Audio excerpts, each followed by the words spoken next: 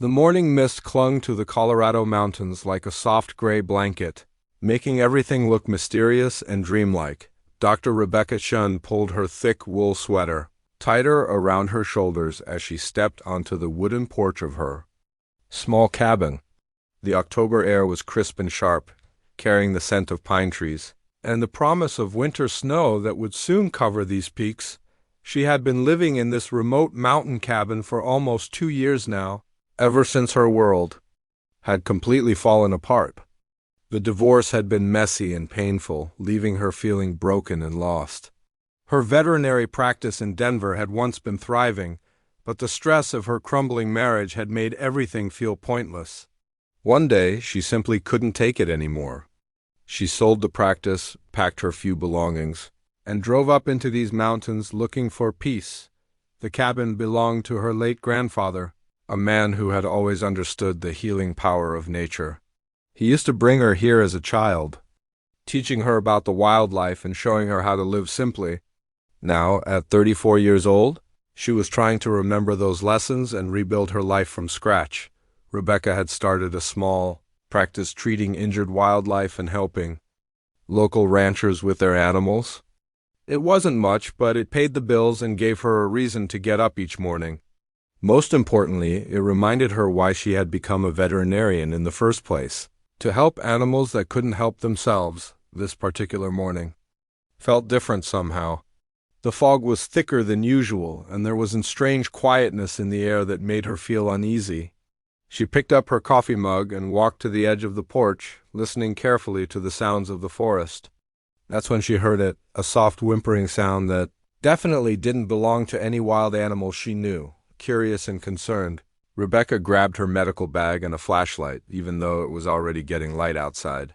She followed the sound through the trees behind her cabin, her boots crunching softly on the fallen leaves. The whimpering grew louder as she got closer to the small meadow, where she sometimes saw deer grazing in the evenings. What she found there took her breath away. Dot, standing near the edge of the clearing, was the most beautiful horse she had ever seen. He was completely black, so dark that he almost seemed to absorb the morning light. His coat should have been shiny and smooth, but instead it was dull and dirty, matted with mud and dried blood. The magnificent animal was clearly in terrible pain. The horse was favoring his left front leg, holding it up slightly off the ground. Even from a distance, Rebecca could see the ugly wounds wrapped around his leg like angry red ribbons. The cuts looked deep and infected, probably from barbed wire or some other sharp metal. Blood had dried in dark patches on his coat, and she could see that he was much thinner than he should be, but it was his eyes that really broke her heart. They were dark and intelligent, filled with a pain that went beyond just physical hurt. This was an animal who had been abandoned, who had been wandering alone for days or maybe even weeks, trying to survive with a serious injury. He looked at her with a mixture of hope and fear, as if he wanted help but had learned not to trust humans. Rebecca's professional training kicked in immediately.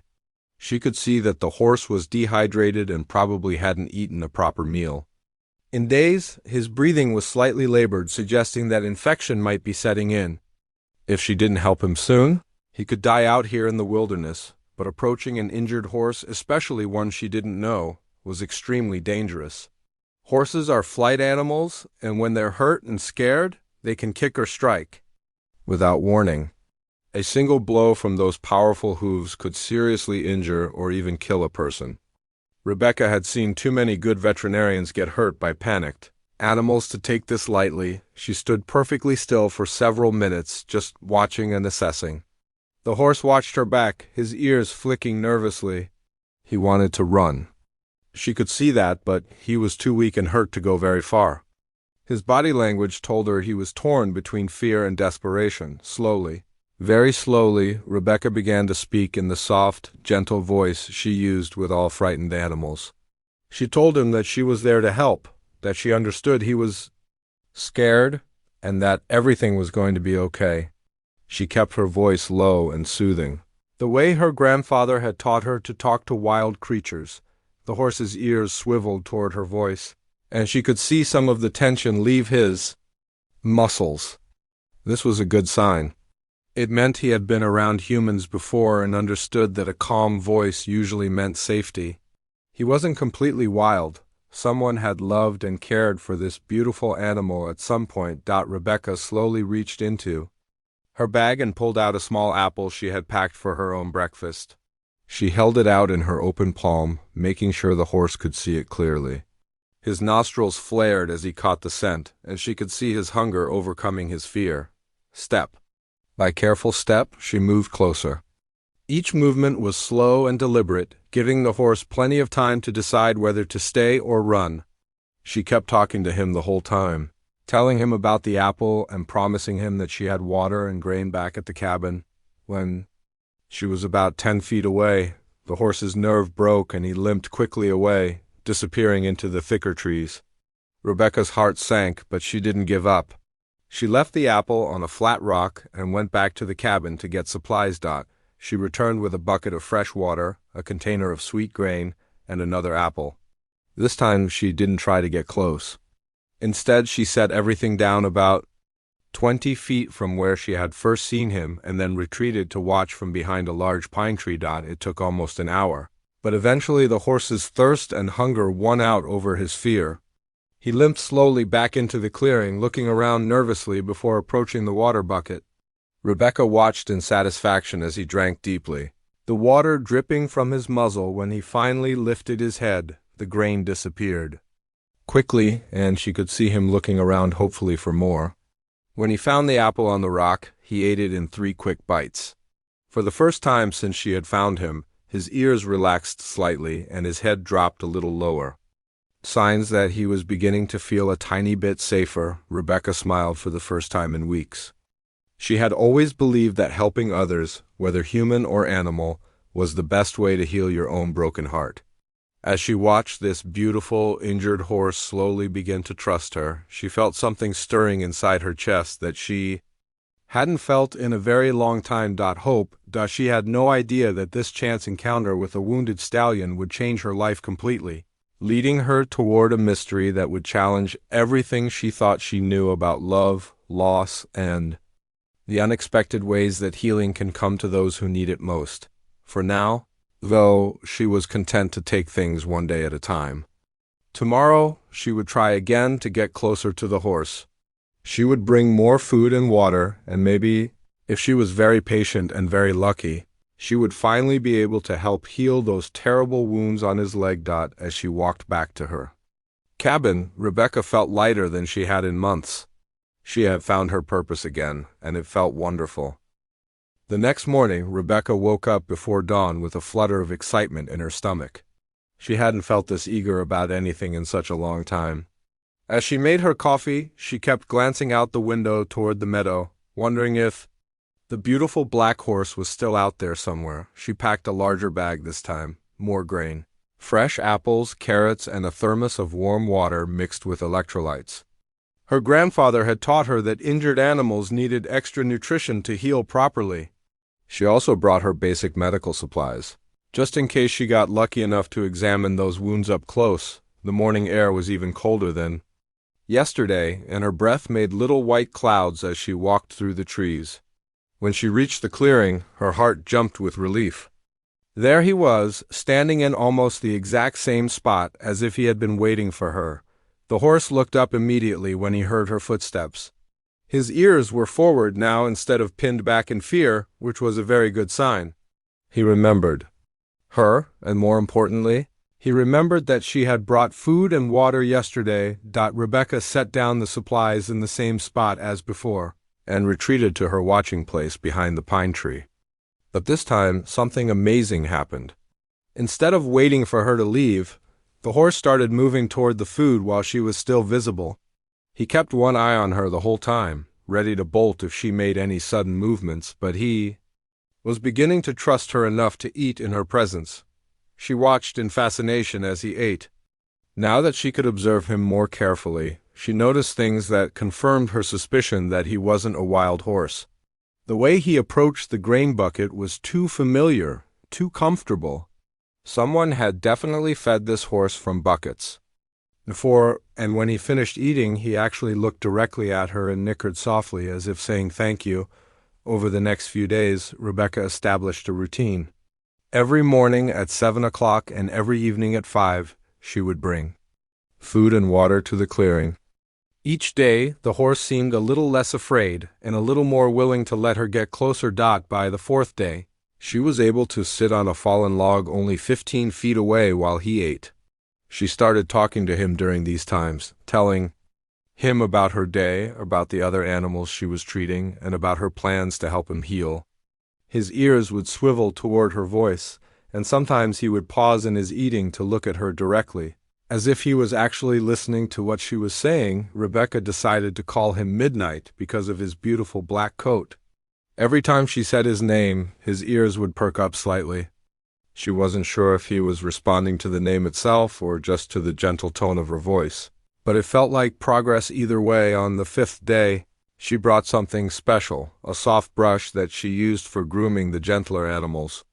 At her practice, she didn't try to use it right away. Instead, she just let it sit near his food so he could see it and smell it. Midnight sniffed it curiously but didn't seem afraid. The real breakthrough came on the 7th day. Rebecca was sitting on her usual log, talking quietly to Midnight about the beautiful sunrise that morning, when he did something that took her breath away.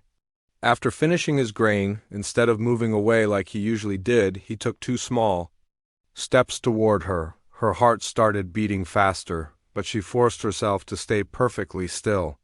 Midnight stretched his neck out, his soft nose reaching toward her outstretched hand. For just a moment, his whiskers tickled her palm as he investigated her scent more closely. Then he pulled back quickly as if surprised by his own boldness. But the ice was broken? From that day forward, their relationship began to change in small but meaningful ways. Midnight started greeting her with a gentle whinny when she arrived. He would watch her approach with curiosity instead of fear. And most importantly, he began to let her get close enough to really examine his injured leg. The wounds were worse than she had initially thought. 3 deep gashes wrapped around his left foreleg, clearly from barbed wire that he had gotten tangled in during his desperate flight to freedom. The cuts had become infected, and she could see that he was in constant pain. But with careful cleaning and antibiotic treatment, she was confident she could help him heal. The first time she touched his injured leg, Midnight tensed up and lifted his hoof slightly, but he didn't try to run or strike. He trusted her enough to let her help even though it hurt. Rebecca worked quickly and gently, cleaning the wounds with warm saline solution and applying antibiotic ointment. She spoke to him constantly during the process, praising him for being so brave and promising that the medicine would help him feel better. As the days turned into weeks, Rebecca found herself looking forward to these twice-daily visits more than anything else in her life. There was something magical about the quiet time in the meadow with Midnight. The rest of the world seemed to disappear, and all that mattered was this gentle connection between a woman and a horse, who had both been hurt by life. She began to notice that caring for Midnight was healing something inside her too. For the first time since her divorce, she felt truly useful and needed. Every small sign of improvement in his condition filled her with a sense of accomplishment that she hadn't felt in years. When he started putting more weight on his injured leg, she felt like celebrating.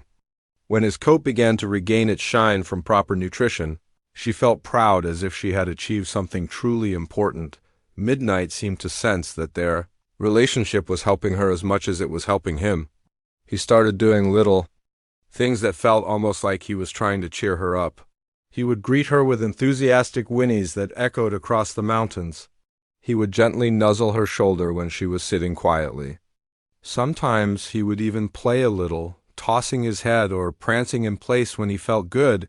Rebecca realized that she was happier than she had been in years. Her days had structure and purpose again. She woke up each morning excited to see how Midnight was doing.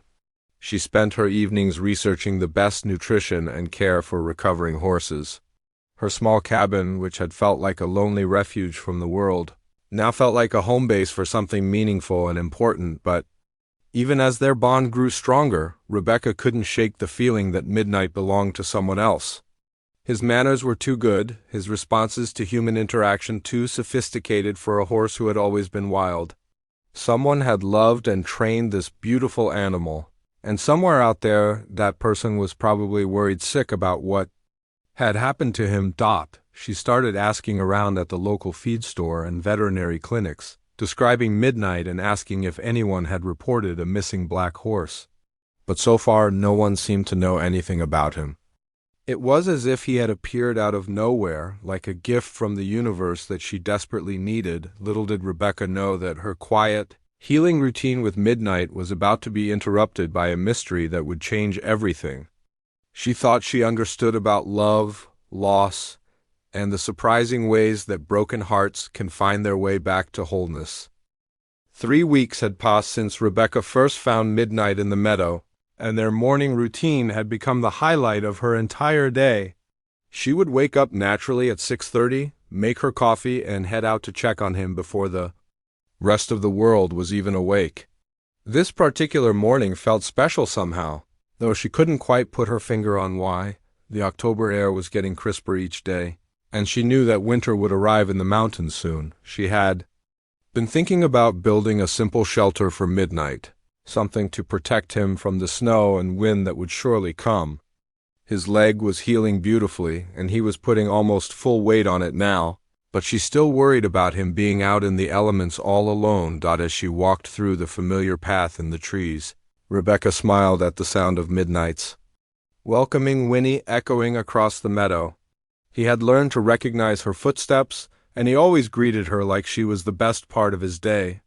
The feeling was definitely mutual. She spent almost an hour with him that morning, brushing his coat until it gleamed like black silk and checking the healing wounds on his leg.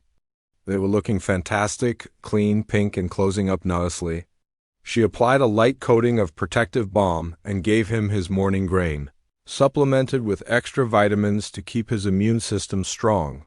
Midnight nuzzled her shoulder affectionately as she packed up her supplies.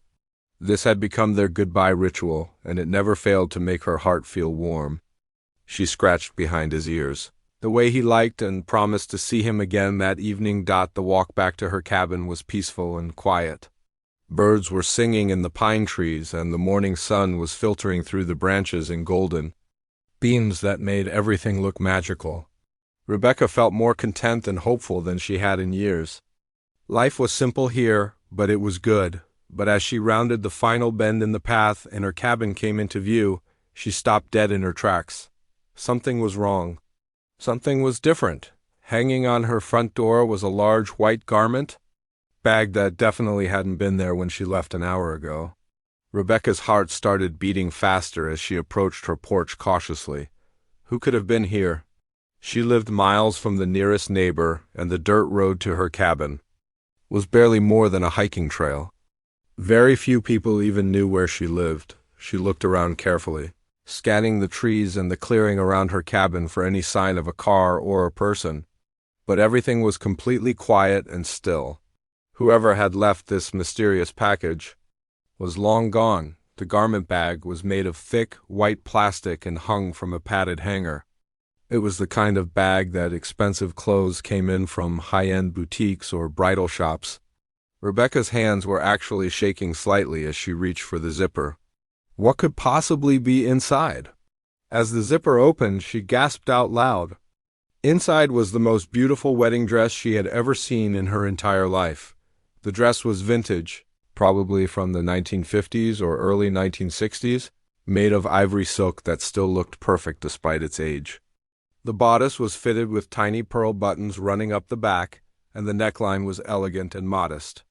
The skirt was full but not overwhelming, the kind that would flow beautifully when the bride walked down the aisle, but it was the lace that really took Rebecca's breath away. Delicate floral patterns covered the sleeves and created a stunning overlay on the skirt. The craftsmanship was incredible. This was clearly handmade by someone with extraordinary skill and attention to detail. Every stitch was perfect, every seam flawless. Rebecca lifted the dress out of the bag with trembling hands, and that's when she noticed that there were other items underneath. A pair of vintage ivory pumps that looked like they would fit her perfectly. a simple but elegant veil made of the same delicate lace as the dress. Even a small clutch purse that matched the shoes. Her mind was racing with questions. Who had left this for her? How did they know where she lived? And most importantly, why would someone give her a wedding dress? She wasn't even dating anyone, let alone getting married. She had sworn off romance entirely after her painful divorce. Rebecca carried everything inside and laid the dress carefully on her bed. In the bright light of her bedroom, it was even more stunning. The silk seemed to glow with a soft, warm light, and the lace details were so intricate that she could have spent hours just examining them. She noticed something else too. The dress looked like it would fit her perfectly. Not just approximately, but exactly. The shoulders looked like they would align with hers.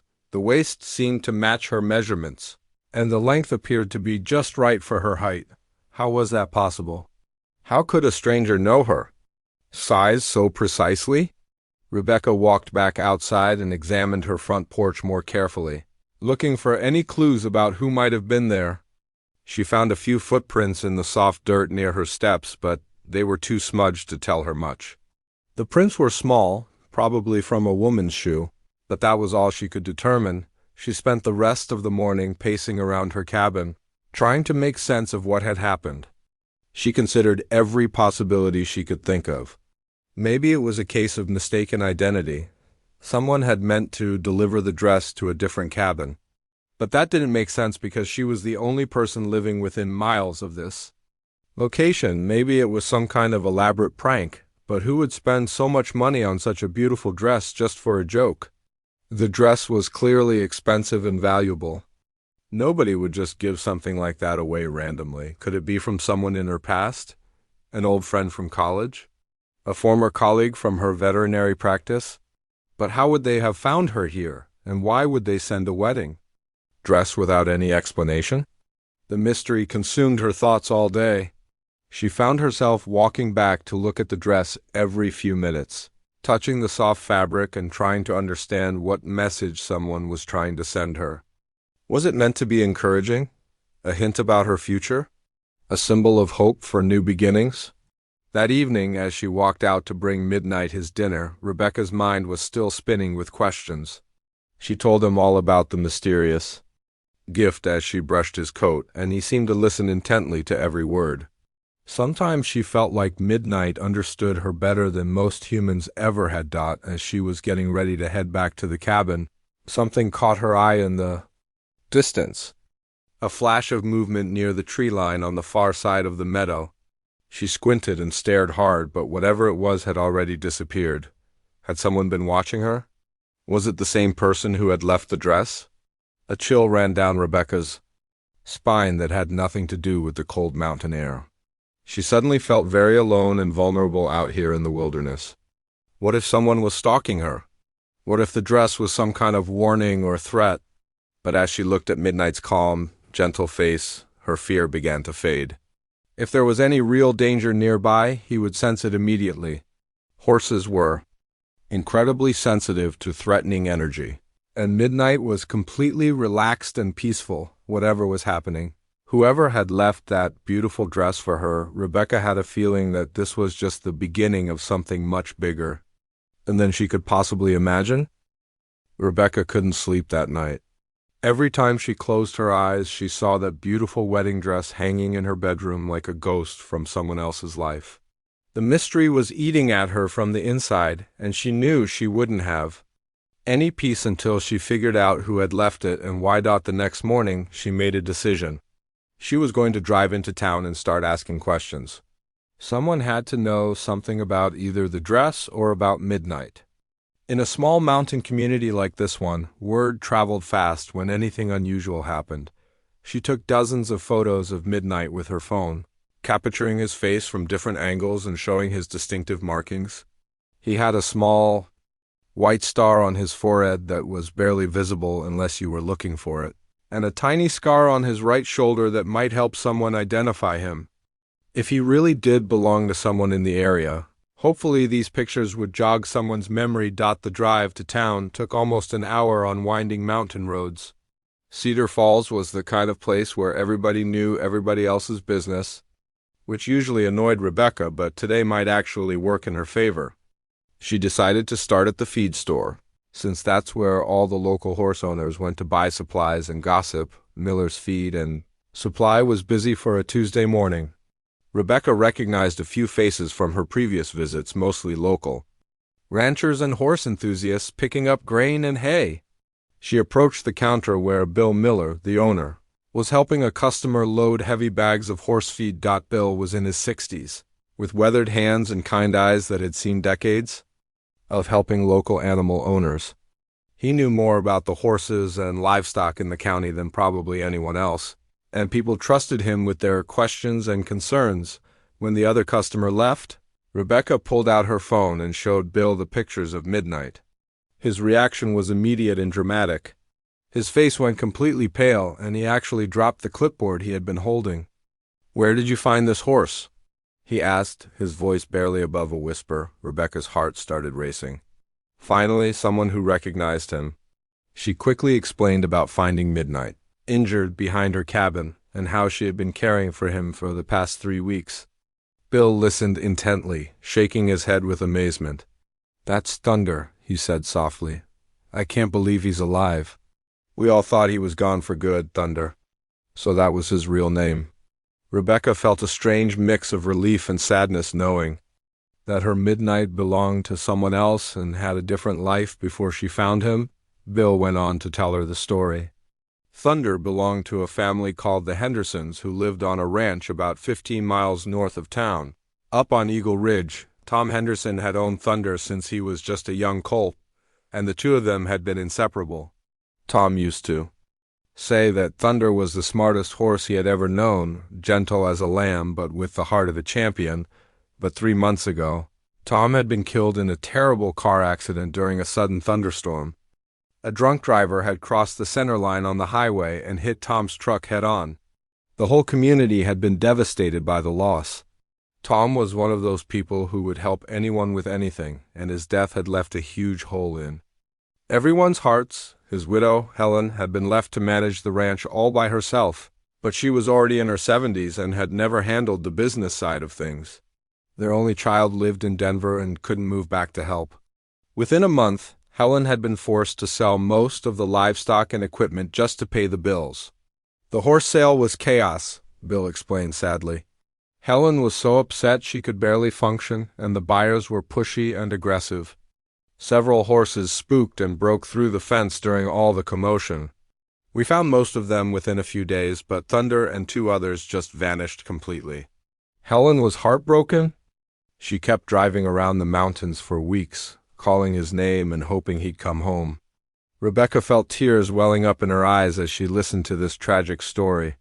Poor Thunder had been grieving too, running wild in the mountains while trying to cope with the loss of the only human he had ever truly loved. No wonder he had seemed so sad and lost when she first found him. "Where is Helen now?" Rebecca asked. "I need to let her know that Thunder is safe." Bill's expression grew even sadder. She had to sell the ranch last month and move to Denver too. Live with her daughter. I think losing Thunder on top of everything else just broke her spirit completely. She said she felt like she had failed Tom by not being able to keep his favorite horse safe. Rebecca's mind was spinning. Helen Henderson was the key to this whole mystery. She was sure of it. But how did Helen even know where Rebecca lived? And why would she leave a wedding dress instead of just knocking on the door and asking about Thunder? Then Bill said something that made everything click into place. "You know, Helen was the finest seamstress in 3 counties, he mentioned casually, as he rang up some customers. "Made wedding dresses for half the brides around here for almost 40 years. Beautiful work, all hand-stitched. She even made the dress for her own granddaughter's wedding last spring." Rebecca's heart nearly stopped. A seamstress. Someone who made wedding dresses.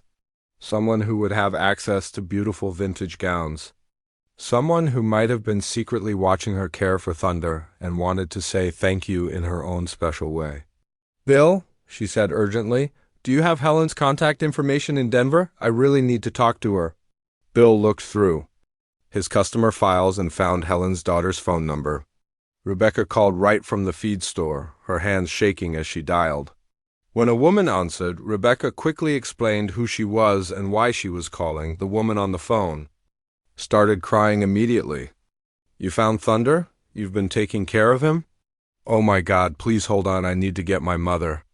A few moments later, an older woman's voice came on the line, trembling with emotion. "Is this really true? Is Thunder really alive and safe?" "Yes, Mrs. Henderson," Rebecca said gently. "He's been staying near my cabin, and I've been feeding him and treating his injuries. He's much better now, and he's the most beautiful horse I've ever seen." Helen Henderson broke down completely. Through her tears, she managed to tell Rebecca how grateful she was, how she had blamed herself for losing Tom's beloved horse, and how finding out he was safe felt like a miracle. But Rebecca still had one more question that was burning in her mind. "Mrs. Henderson," she said carefully, "did you by any chance leave something at my cabin yesterday? A white garment bag?" There was a long pause on the other end of the line. Then Helen's voice came back, soft and a little embarrassed. "You found it," she whispered. "I wasn't sure if I should. I mean, I didn't know if you'd think I was crazy." "You've been watching me take care of Thunder?" Rebecca asked. "I've driven up there a few times, hoping to catch a glimpse of him," Helen admitted. "I saw how gentle and loving you were with him, and I could tell that you were someone special. Someone who understood what it meant to love an animal that much. The dress, well, it was my way of saying thank you. And maybe my way of hoping that good things would come to someone who had been so kind to Tom's horse." Rebecca felt her eyes filling with tears again. This sweet, grieving woman had been secretly watching her and had decided to share something precious as a way of expressing her gratitude. The mystery was solved. But Rebecca had a feeling that this was just the beginning of a connection that would change both of their lives in ways they never could have imagined. The phone conversation with Helen Henderson changed everything for Rebecca. What had started as a simple act of kindness toward an injured horse had blossomed into something much deeper and more meaningful than she ever could have imagined. Over the next few weeks, Helen began making regular trips up to the mountains to visit Thunder and to spend time with Rebecca.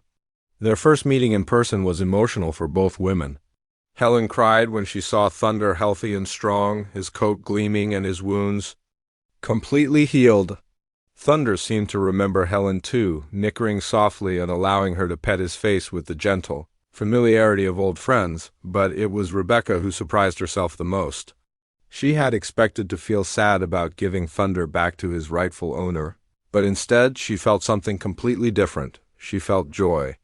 Watching Helen and Thunder reunite reminded her of why she had become a veterinarian in the first place, to help heal the bonds between people and animals, not just to treat physical injuries. Helen, for her part, could see how much Thunder loved Rebecca and how much care she had put into nursing him back to health. During one of their afternoon visits, while watching Rebecca brush Thunder's coat, Helen made a decision that surprised everyone. "I want you to keep him," she said quietly. "Tom always said that Thunder had a gift for bringing people together, for finding his way to whoever needed him most. I think he was meant to find you, Rebecca.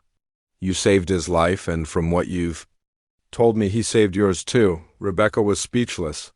She had grown to love Thunder more than she had ever loved any animal, but she had never dared to hope that she could actually keep him. The gift felt overwhelming, almost too generous to accept, but Helen insisted.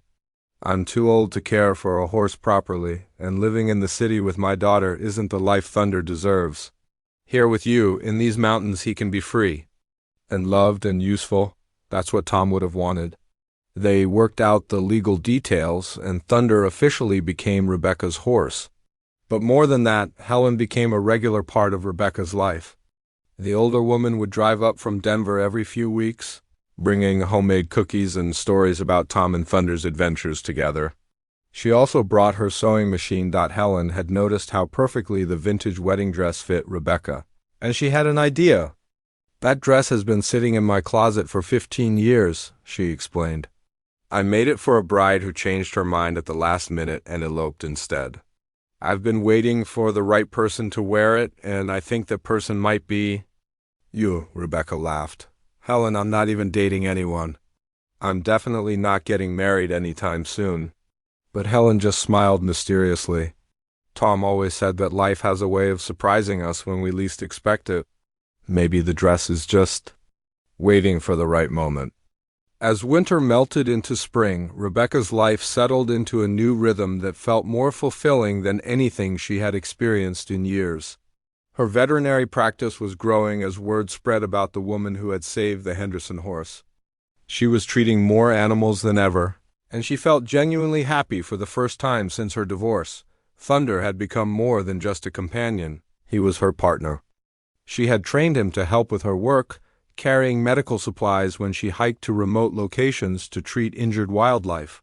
He seemed to understand that they were a team now, and he took his job seriously. It was during one of these wilderness calls that Rebecca's life took another unexpected turn. She had received a report about an injured eagle that had been spotted in a difficult-to-reach canyon about 10 miles from her cabin. She packed her supplies and set out with Thunder, planning to photograph the bird and determine if it needed medical intervention. The hike was challenging, but Thunder navigated the rocky terrain with sure-footed confidence. When they reached the canyon, Rebecca was focused entirely on scanning the cliff faces for signs of the injured eagle.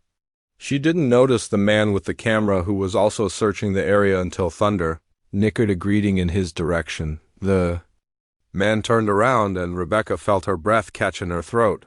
He was tall and lean, with dark hair and kind eyes that reminded her a little of her grandfather. He was carrying professional photography equipment and had the quiet, patient demeanor of someone who spent a lot of time observing wildlife. "I'm looking for an injured golden eagle," he said by way of introduction. Someone at the ranger station said there was a veterinarian in the area who might be here for the same reason. His name was David Chun, and he was a wildlife photographer working on a documentary about raptor rehabilitation. He had driven up from Colorado Springs when he heard about the injured eagle, hoping to document its rescue and recovery. They worked together that day, and Rebecca was impressed by David's knowledge and respect for wildlife. He knew how to stay quiet and still, how to observe without interfering, and how to capture the beauty of wild animals without disturbing them. They found the eagle together, a magnificent bird with a damaged wing that would require careful treatment. David photographed the rescue process while Rebecca safely captured the eagle and prepared it for transport back to her clinic. Throughout the entire process, Thunder stood patiently nearby, as if he understood the importance of what they were doing. Over the following weeks, David returned several times to document the eagle's recovery. Each visit lasted a little longer than the previous one, and Rebecca found herself looking forward to his quiet presence and thoughtful questions. He was genuinely interested in her work, and he had a way of listening that made her feel heard and understood. Helen noticed the change in Rebecca immediately during her next visit. "You're glowing," she said with a knowing smile. "Someone special has entered your life, hasn't she?" Rebecca tried to deny it, but Helen was too perceptive. "He's a wildlife photographer," Rebecca finally admitted. "He's documenting the eagle rehabilitation, but I think there might be something more there." Helen's eyes lit up with excitement. Tom always said that Thunder had a gift for bringing the right people together at the right time. First, he brought you to me, and now maybe he's bringing someone special to you.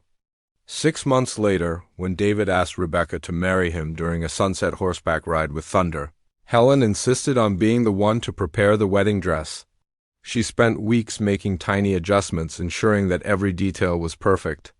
"This dress has been waiting for you for 20 years, Helen said as she put the finishing touches on the hemline. "It's finally going to fulfill its purpose." The wedding was small and simple, held in the meadow where Rebecca had first found Thunder. Helen served as Rebecca's honorary mother, and Thunder wore flowers in his mane as he stood nearby during the ceremony. As Rebecca walked toward David in the vintage dress that had started as a mysterious gift, she felt like her life had come full circle. What had begun with a wounded horse and a lonely woman had blossomed into a family connected by love, loss, healing, and hope. Thunder had indeed brought people together, just as Tom Henderson had always said he would. Sometimes the most beautiful gifts come disguised as unexpected challenges, and sometimes healing happens in ways we never could have planned or predicted.